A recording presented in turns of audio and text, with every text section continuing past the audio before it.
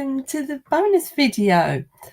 So far in this mini training series, we've covered how to manage someone who is more experienced or perhaps older than you. Our second video was on how to gain credibility with your team and your manager. And in the third video, I introduced you to personality profiling, and we looked at how to build a great relationship with your team. And lastly, in the fourth video, we took the personality profiling to another level, and we looked at how to use what you'd learned in order to create a winning team. I'm really excited about today's bonus video because not only have we got a new training for you, I've also got some news that I can't wait to tell you about. It's so exciting. It's a new area for the Team Whisperer, and it's been inspired by doing these videos, which is why I want to tell you guys how you can get on board with it from today. So let's move on to today's training, which is all about body language. Now, this came about because it's a subject that I've always been interested in, but secondly, I recently read two great books. One was called What Everybody Is Saying by a guy called Joe Navarone, who was an FBI agent, and he actually uses body language to help investigate crimes and to read the situation and the people that involve the suspects, what have you. So he's shared his learnings and hints and tips in that book. And the second book was The Definitive Guide to Body Language by Alan and Barbara Pease, which really covers what is an enormous subject, but they do it in such a fun and interesting way. If I had to recommend just one of the two books, it would probably be the second, simply because they cover everything that Joe covers in his book and more. So I'll put up a slide a little bit later with the titles and the authors for you so that you'll have a chance to write them down. So bear in mind that that's coming up and you might want to have pen and paper to hand. But yeah, they're really interesting books, and you'll never look at people in the same way again once you've read them. So as I said, it's a subject that's long fascinated me, and I put this workshop together quite recently. These are the slides from the workshop, and the workshop was called So What You're Really Saying Is, and that's because, as I'll go through in the next slide, I think you'll be surprised by how much our body language is giving away when perhaps we don't always mean it to. Something to be very aware of when you're managing a team for the first time, not only from the perspective of your body language, but also from the perspective of, is somebody really listening to what you're saying? Are they a bit nervous? Are they feeling confident today? Whatever. It will give you an overview and an insight into body language. As I've said, it's an enormously big subject. So this is just an overview, and I would really encourage you, if you find it interesting, read at least one of the books. So why is body language so important? Well, when we are trying to convey a message, it's broken down into three parts.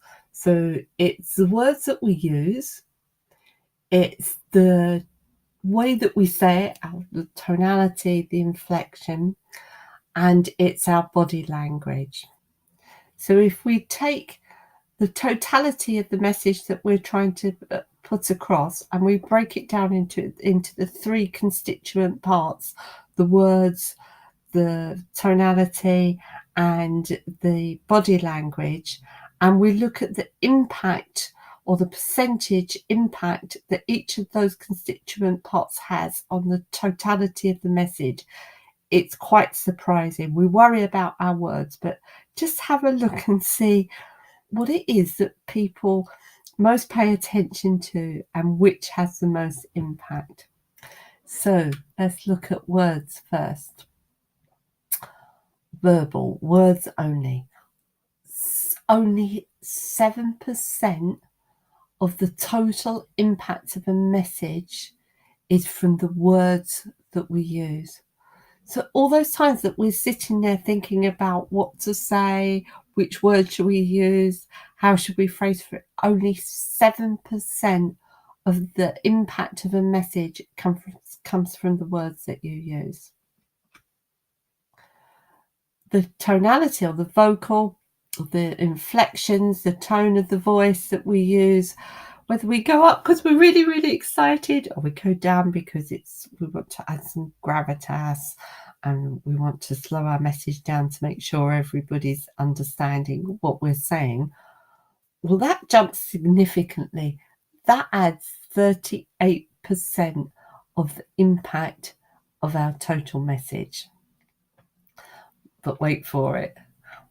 Body language or non-verbal language, what we do with our hands, our feet, which we'll come on to, it's quite surprising, the way we stand, our posture, that accounts for a whopping 55% of the totality of the message that we're trying to put across. So this research comes from the 1950s. It's been around for a while, and everybody that I've read anyway is pretty much in agreement that the total impact of a message breaks down to the 7% for words, 38% for vocal, and a whopping 55% for the non-verbal messages that we're giving out. Now, body language is in our psyche, it's in our subconscious, so much so, in fact, that a lot of our everyday words and phrases recognize the importance of body language. So just think about some of these words that we use every day. Thumbs up, that's good. Thumbs down, not so good. Right hand man, yeah, second in command. Big man, strong, got in charge, got all the ideas. You get something off of your chest. You want people to stay at arm's length. There's lots of them there, and I'm sure that you can think of many, many more. But there are some rules around body language. So before we start, I want to make sure that you're really, really clear on these. So number one is, when you read some of the gestures that we're going to go on and talk about, you should read them in clusters. So each gesture is like a word in a sentence. So if I just say, let's pick out a word from that sentence. If I just say like, then it doesn't hold up on its own. It only makes sense when I include it in the whole sentence. So each gesture is like a word in a sentence. Once you start putting the gestures together and you start reading them in sentences or paragraphs, it becomes a whole story. So try not to pick up on single gestures and think that that's telling you the whole story, because it's not. And it's quite dangerous sometimes to do that, because you'll be getting the wrong message. Number two, look for congruence. So when a person's words and body language are in conflict, people will often ignore what is said. And I've put the word women in there because, like it or not, women are much better at reading body language than men are. So I hate stereotyping, but if you take a discussion between a man and a woman, let's take a discussion.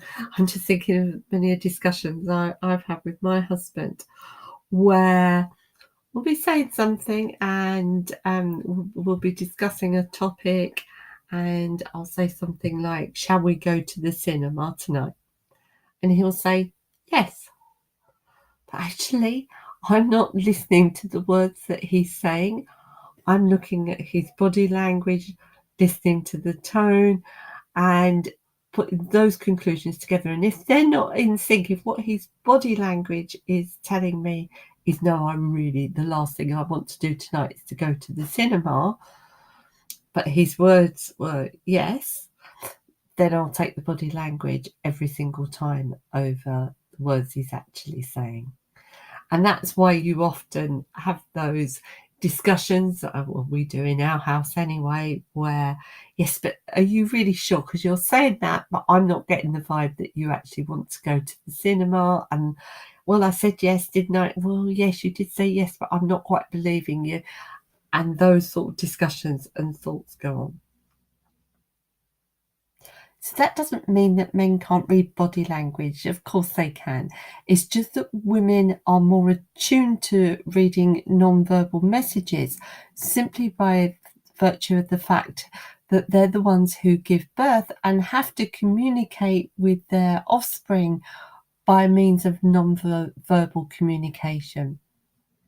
Moving on to number 3, reading gestures in context. So this is an important one, and it's one that's really easy to get wrong. So if somebody is in the office and they're shivering or they've got their arms wrapped around themselves, that doesn't necessarily mean that they're nervous or feeling insecure.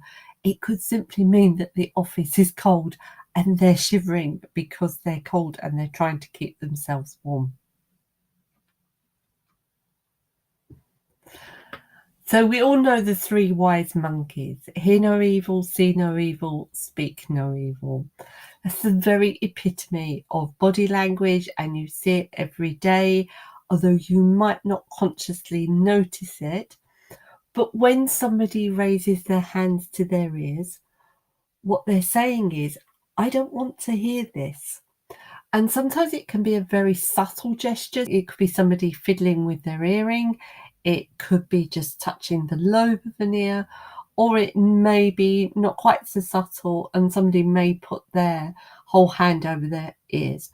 You see these gestures really come to life with children. When a toddler doesn't want to hear what you're saying, they will put both their hands over their ears. If we're receiving bad news or hearing something that we don't necessarily want to hear, we will try to block it out. We do the same with our eyes, and again, it could just be somebody touching the corner of their eye. What they're really trying to do is to hold back from putting the hand right over their eyes. You could really see this in some of the media footage from some of the recent tragedies that have unfolded, where people were running from the scene. They would have their hands over their eyes. They didn't want to see what they were seeing.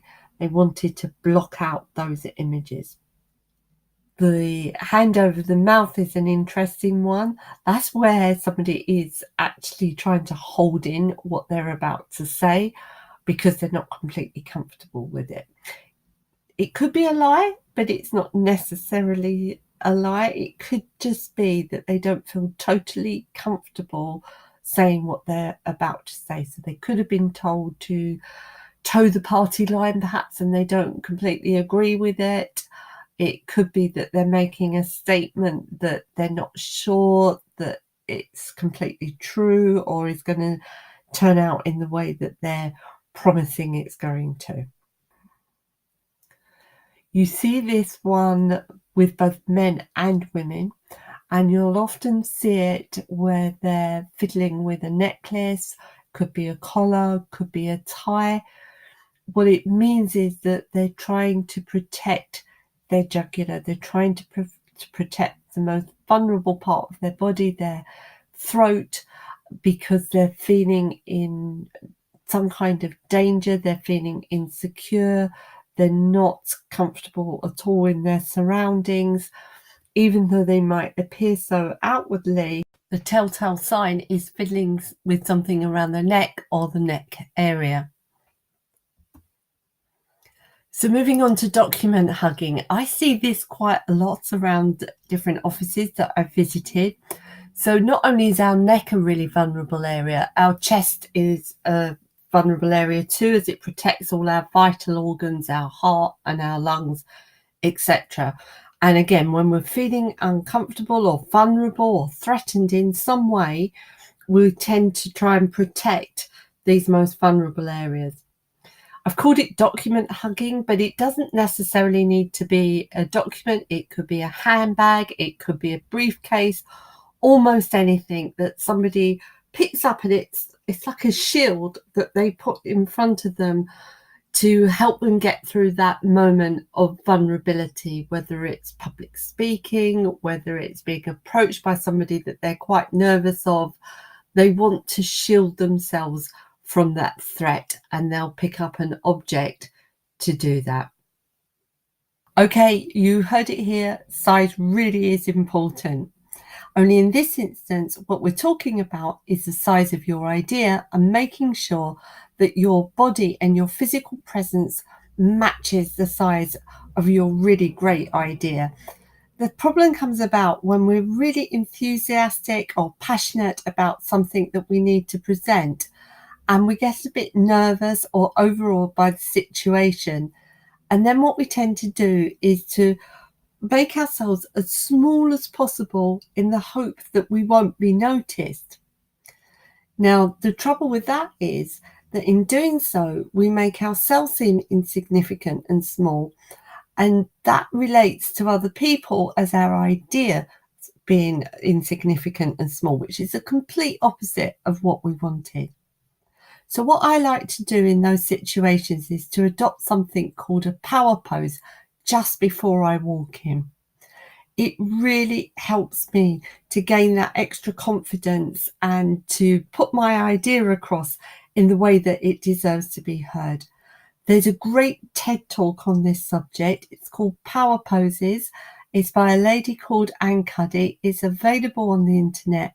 If you get nervous before presenting your great ideas, then I really suggest that you go and have a look at it. She's got some marvelous tips and ideas to help get you through the moment. How about your team? How do you know that they're really on board and engaged with what you're saying? They might be nodding and saying all the right things, but how do you know that they're really engaged and are going along with your ideas and suggestions and taking it all on board? Well, a sure sign that they're not is this one pictured here with the arms folded. As you can see, he's smiling, he's facing the right direction, but his arms being crossed is a surefire sign that his mind is closed. And there's a saying that when the mind closes, the body follows. And in the world of body language, that's very true. Again, it's just like with the hands over the eyes, ears, and mouth, it's another blocking gesture. And in this instance, they're saying, I'm hearing what you're saying, but I'm blocking it out. I'm not really engaging with it. So we spoke earlier about people feeling the need to protect their most vulnerable areas when they were feeling threatened or when they were trying to block something that they didn't feel that confident in saying or sharing with others. This illustration is the complete opposite. This is somebody who is completely open. They aren't at all worried about what they're saying or what they're hearing. They're very at ease in their situation. Their arms are unfolded from their body. There's no need to protect any of their vital organs. They're very relaxed and very happy to be where they are at that moment in time. This pose takes the last one to the next level. The hands on the hips give it an extra added layer of confidence. So not only are they open and comfortable with their situation, they're also feeling incredibly confident. This slide represents what is probably one of the most hated poses by women, by men. So when a man adopts this pose in front of a woman, though he may argue that it makes him feel comfortable and one of the guys, for a woman, this is perhaps one of the most patronizing and condescending poses that you could ever adopt as a man. As a woman, if you want to counteract this, The thing to do is, if you are both sitting down and the man adopts this position, then I suggest that you stand up. He won't be able to stay in that position while you're standing. If he's got to look up at you, he will have to change his position. Once he's changed his position, you can sit down again. If he adopts the position again, then I suggest you stand up and keep doing so until such a time as he gets the message and changes his posture. I mentioned feet earlier about being a giveaway, and where we've learnt to control our facial expressions over time, the extremities of our body are probably the parts of our body and body language that we are least aware of. And our feet tend to point in the direction where our body and our mind wants to go. So if you're having a conversation with someone, or you observe two people having a conversation, and you see this pose adopted and the foot is actually pointing towards the door, well, it's a surefire sign that that's where the person wants to be headed. They've had enough of the conversation and they want out, and their mind is already heading towards the door. And this is our penultimate body language slide. We've talked a lot about blockers already, but this one shows two people sitting together. As you can see, their arms are folded across their bodies away from one another, and the same with their feet, and they're cancelling each other out. So they're blocking one another. Whereas this slide is full of good vibrations. The bodies are faced towards one another, as are the feet. They don't want to go off in any other direction. So I hope you've enjoyed this very brief introduction to body language. It's a fascinating subject and there's so much more to it. So if you want to find out more, or you want to read the books, here are the titles and the authors once more. So it's What Everybody is Saying by Jo Navarone, and The Definitive Guide to Body Language by Alan and Barbara Pease. So that brings us to the end of this mini training series. I really hope you've enjoyed it as much as I've enjoyed putting it together for you. And if you have, you might be interested in the news that I've got to share with you. I have some questions for you. Do you, as a new manager, want to boost your confidence, increase your skills, be able to tap into training wherever and whenever you need it the most? Now, we've all been on training courses where it's been wonderful for a day or two and we've learnt lots, but we come away, real life happens, and it's difficult to get back into that moment. So my thinking is that it would be really, really good to have something that's in your inbox that you can download, that you can just go backwards and forwards to whenever you need it. So what I'd like to do now, ta-da, is introduce to you the Team Whisperers bite-sized training for new managers and team leaders. The idea is that you'll get a brand new bite-sized training every single month, that it will be delivered straight into your inbox. There'll be no ongoing commitment. You can cancel whenever you want to. And there'll be a special introductory offer that's only for you, the people who signed up to this video series. It's my launch and I'm really excited about it. And the people I wanted to share it with are the people who came on this journey with me in the first instance. So the price is special just to you, and that is just £12.50 a month. I mean, that's nothing, is it, at the end of the day? But actually, it gets better than that. There's more. So if you decide to make a full commitment and to sign up for a whole 12 months, then the cost comes down even further, and it's equivalent to just 10 months. So you get 2 months free of charge, And we can do all of that for just £125, which at the end of the day is less than you would pay to go on a day's training. So I can't say any fairer than that. And I would really, really love it if you were all to come on this journey with me. So how do you sign up? Well, if you don't want to miss out on the offer, you can click on the bite-sized training link that's in the email that was with the video, or you can simply come over to the website, which is all the W's, teamwhisperer.eu, and go to the bite-sized training page where you can find all the sign-up details there. I really hope you can make it. I've loved working with you all, and I hope to see you again soon. Take care for now. Enjoy whatever the rest of your day holds. Bye.